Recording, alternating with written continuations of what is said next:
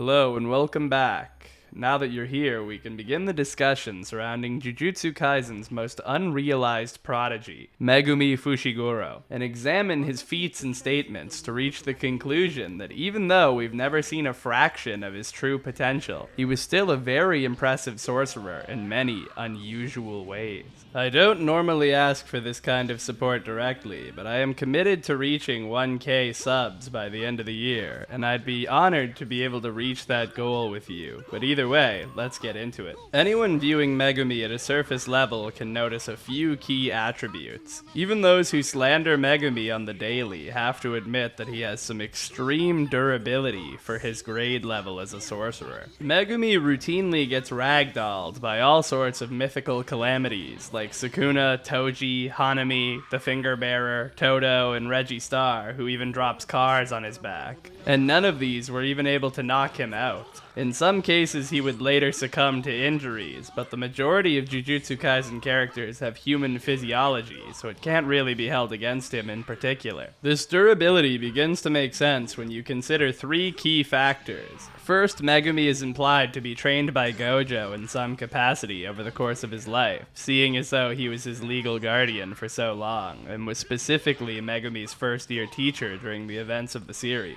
We know that based on Yuji's experience with Gojo, that he trains his students by fighting them personally, at least the ones he deems to be prodigies like Yuji, Hikari, and Yuta, and most certainly Megumi, based on his story about the old Ten Shadows user from the baseball episode. Secondly, Megumi was born from the Zenin clan, which is already a boon when you consider a massive amount of a sorcerer's potential is determined by birth, and the Zenin clan is the most powerful Jujutsu clan of the modern era, at least when compared to families with more than one active sorcerer.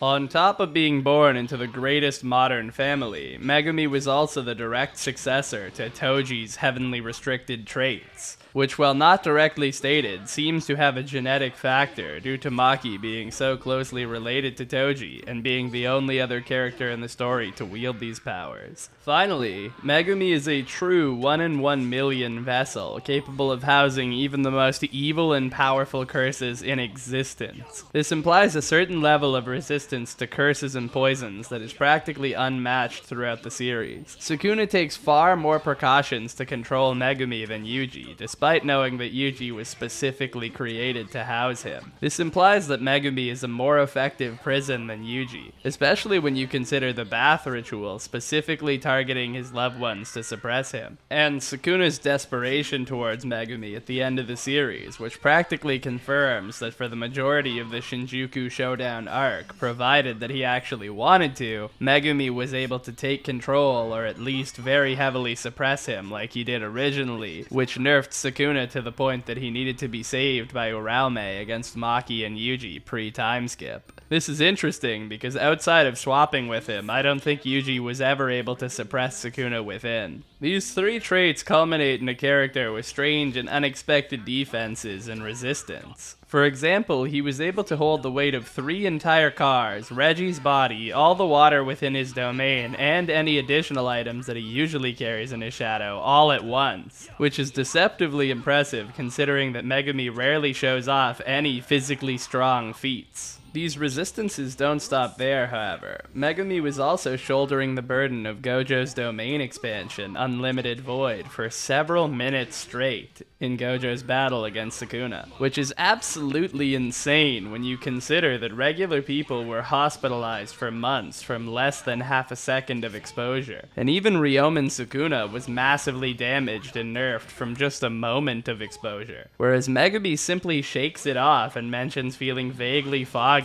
that has no effect on his tactical deductive skills or jujutsu ability, as shown when he is able to casually create a plan that instantly succeeds against the Stalker and then outmaneuver end-of-series Yuji in the final chapter. But these are just the surface-level durability and resistance feats that even Megumi haters would know about. Now we'll paint a picture of Megumi's combat stats in a more precise manner. It's important to note that Megumi was able to keep up with Yuji's incredible speed during Shibuya, and again at the end end of the series, which already establishes combat speed significantly greater than the average sorcerer. This speed is once again put to the test when, while suffering severe physical exhaustion, near empty cursed energy reserves, and domain burnout, Megumi was still able to react to and dodge a dash attack from an enraged Toji. And while Megumi compares this Toji to a three-finger Sukuna, it is important to remember that Maki is only considered to be equal to Toji in her awakened state in the Culling games, which was capable of contesting, sneak attacking, and tanking black flashes from Sukuna in a state that closely mirrored his full power. So unless you believe that Maki is massively faster and stronger than Toji, this means that Megumi was already performing end-of-series level feats in Shibuya while near death. This hidden power is reflected by Toji targeting him when he was described as a puppet of carnage that would bare his fangs against the strongest around, even though Naobito, Nanami, and Maki were present, and even Jogo appeared mere moments after Toji isolated Megumi. It's easy to see why Toji's instincts would choose Megumi when you consider that he had just gotten over his mental block that he had suffered his whole life due to Sukuna and Gojo's conversations when he had unlocked his domain expansion. In the world of Jujutsu Kaisen, a sorcerer's interpretation and mindset are of absolute necessity to succeed. Sukuna claims that Jogo could have reached Gojo's level with the right mindset.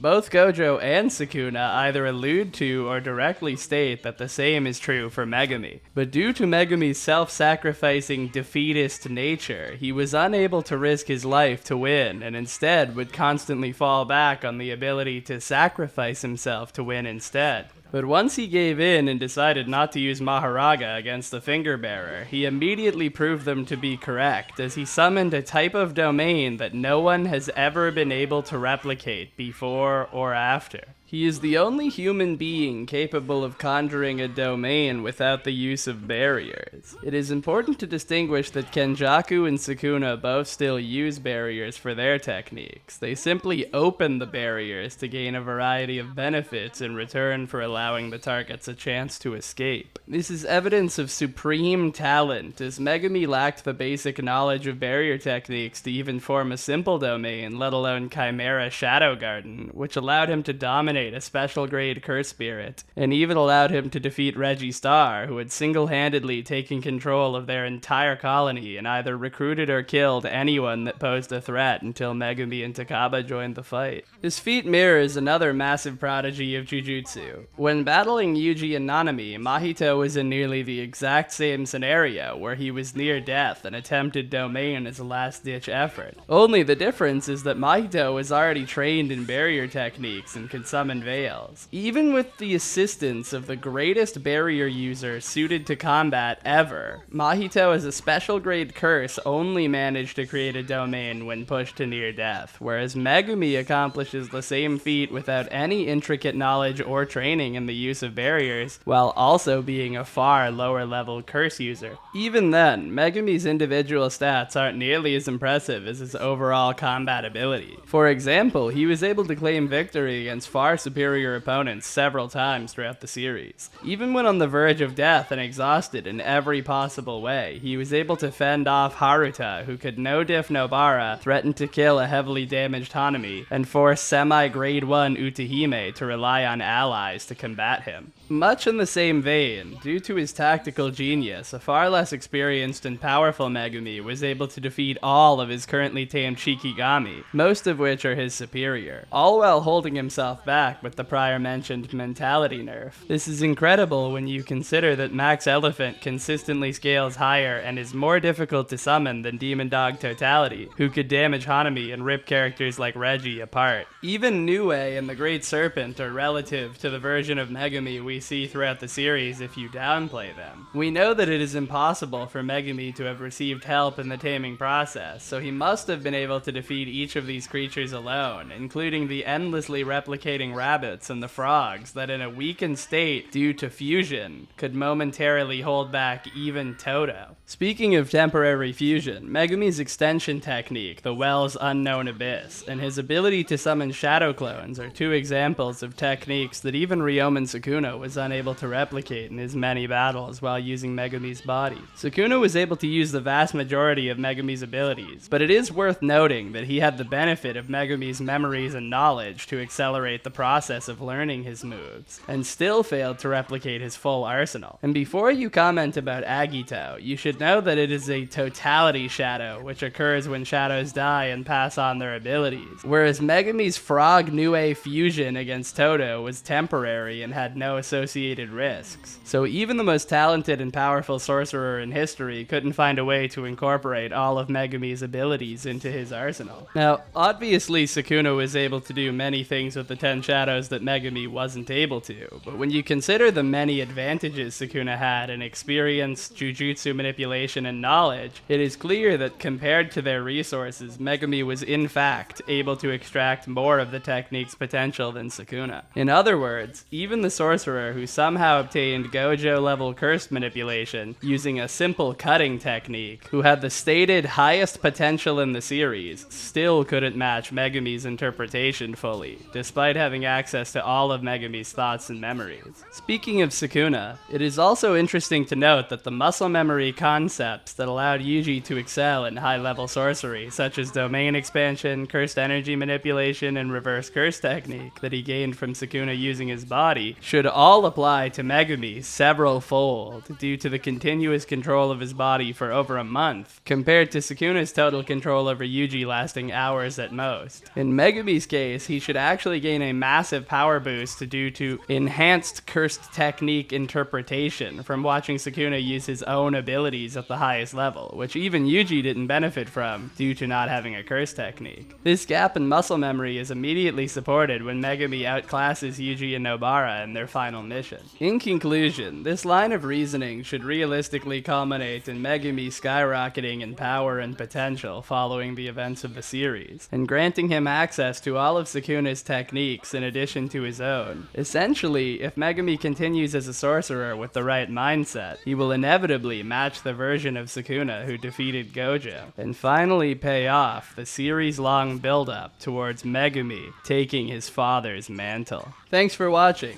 Megumi's technique has always been one of my personal favorites, and I'm still disappointed that we never got to explore more of its depth. So it'd be cool to see what you all speculate could have been the power of the Morning Tiger and any potential fusions. But either way, I hope you stay safe and take it easy.